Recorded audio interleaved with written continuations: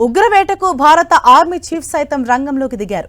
Indian army chief Upendra Dwivedi ఇవాళ జమ్మూ కశ్మీర్ కు వస్తున్నారు.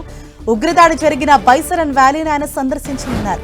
పహల్గాంలో ఉగ్రమూకల దాడి తర్వాత శ్రీనగర్లో భద్రతా పరిస్థితులను ఆయన స్వయంగా సమీక్షించనున్నారు. భారత్ కౌంటర్ ఆపరేషన్స్ పై సీనియర్ మిలిటరీ కమాండర్లతో ఆయన చర్చించనున్నారు. ఎల్ఓసీ దగ్గర తీసుకోవాల్సిన భద్రతా చర్యలపై కూడా ఆయన చర్చిస్తారు. మరింత సమాచారంతో మా ప్రతినిధి గోపి మనకు అందుబాటులో ఉన్నారు. గోపి,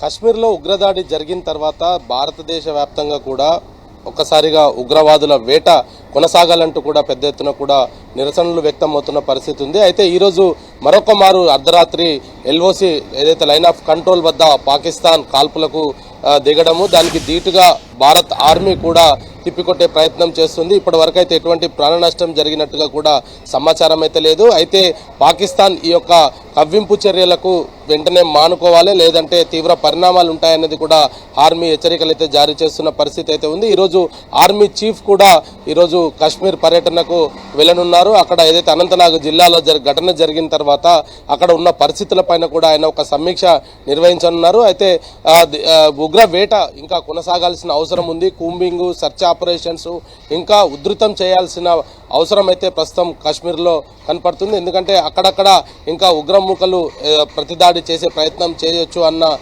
ఆలోచనతోటి ప్రస్తుతం కాశ్మీర్ అంతా కూడా జల్లెడపడుతున్న పరిస్థితి అయితే కనపడుతుంది. ఇటు ఒకవైపు ఆర్మీ కూంబింగ్ ఆపరేషన్ నిర్వహిస్తూనే ధీటుగా పాకిస్తాన్కి సమాధానం చెప్పే యోచనలో అయితే ప్రస్తుతం ఉందని చెప్పుకోవచ్చు.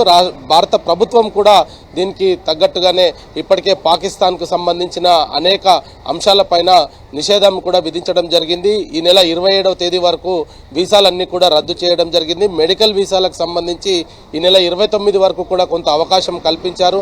29 తర్వాత మెడికల్ వీసాస్ను కూడా పూర్తిగా నిలిపివేయనట్టు కూడా భారతీయ విదేశాంగ శాఖ కూడా ఒక ప్రకటన చేయడం జరిగింది. అయితే ప్రస్తుతం కాశ్మీర్లో ప్రశాంతమైన వాతావరణాన్ని నెలకొల్పే దిశగా ప్రస్తుతం భారత ప్రభుత్వం అయితే అన్ని చర్యలు తీసుకుంటున్న పరిస్థితి అయితే కనపడుతుంది. ఏదైతే మృతి చెందిన కుటుంబాలకు సంబంధించి నిన్న అంత్యక్రియలన్నీ కూడా పూర్తి అవ్వడం జరిగింది. ఆయా రాష్ట్రాల ముఖ్యమంత్రులంతా కూడా నివాళులర్పించడము, అదేవిధంగా బాధిత కుటుంబాలకు అండగా ఉంటామంటూ కూడా కొంత వాళ్ళ కుటుంబ సభ్యులను ఓదార్చే ప్రయత్నం చేశారు. ఒకవైపు భారత ప్రభుత్వం పైన కాలు దువ్వే ప్రయత్నం పాకిస్తాన్ ఇంకా చేస్తూనే ఉంది. భారత విమానయాన సర్వీసులు పాక్ మీదుగా వెళ్లకుండా నిషేధాజ్ఞలు కూడా విధించడం జరిగింది.